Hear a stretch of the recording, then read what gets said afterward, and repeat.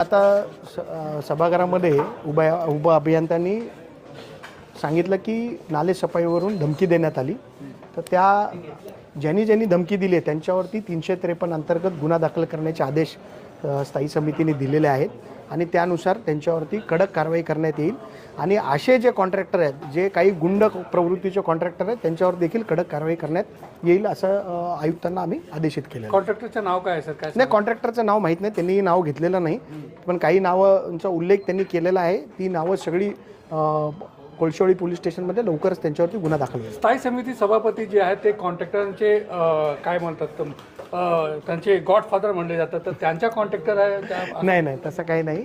याच्यामध्ये स्थायी समिती सभापतींनी स्वतःच आदेश दिले की त्या कॉन्ट्रॅक्टरवरती जर असं कोण धमकी देत असेल तर त्याच्यावरती कारवाई करण्याचे आदेश सभापतींनीच दिलेले आहेत आणि त्याच्यामुळे त्यांच्यावर देखील कारवाई होईल. काढलेली रुक्मिणीबाई हॉस्पिटलमध्ये काय फ्रॅक्चर जे रुग्ण येतात त्यांच्यासाठी प्लास्टर करण्यासाठी बँडेज देखील उपस्थित नाही. रुक्मिणीबाई रुग्णालयाचे काही विषय स्थायी समिती समोर आले होते आणि हे विषय स्थगित ठेवण्यात आले होते, पण स्थायी समितीने विचारलं होतं की आपल्याकडे मेडिकलचा स्टॉक आहे का, तर प्रशासनाच्या काही अधिकाऱ्यांनी चुकीची माहिती स्थायी समितीच्या सदस्यांना दिली आणि आज स्टॉक नसल्याचं जे आम्ही चौकशी केल्यानंतर कळलं की तिथे स्टॉक अवेलेबल नाही. 50,000चे अधिकार तिथल्या मेडिकल ऑफिसरला असताना देखील त्यांनी कुठलाही स्टॉक मागवलेला नाही. त्यांच्यावर देखील कडक कारवाई करण्याचे आदेश आणि त्यांना शो कॉज नोटीस काढण्याचे आदेश आम्ही दिलेले आहेत. एक मिनिट, सभागृहामध्ये एक मिनिट आता थांब जरा. एकंदरीतच अधिकाऱ्यांचा मुजोरपणा प्रत्येक वेळेला दिसून आलेला आहे. चुकीची माहिती ही स्टँडिंग समोर दिली जाते, तर यामध्ये लोकप्रतिनिधी सुद्धा कमी पडतात असं वाटत नाही का? नाही, मला प्रतिनिधींचा दबाव राहिलेला नाहीये प्रशासनात. तुम्हाला भाजप आक्रमक होती, शिवसेनेचे लोक वाचाव पक्षात होते अधिकारी. नाही, मला असं वाटतं की प्रशासनातले जे अधिकारी आहेत ना, त्या अधिकाऱ्यांची जी वागणूक आहे ती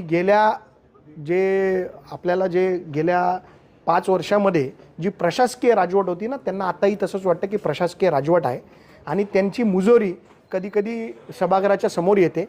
परंतु आता नगरसेवक सगळे निवडून आलेले आहेत आणि आम्ही सत्ताधारी पक्षाचे असलो तरी प्रत्येक अधिकाऱ्याकडे काम करून घेण्याची जबाबदारी आमची आहे आणि भारतीय जनता पार्टी कुठेही कमी पडणार नाही.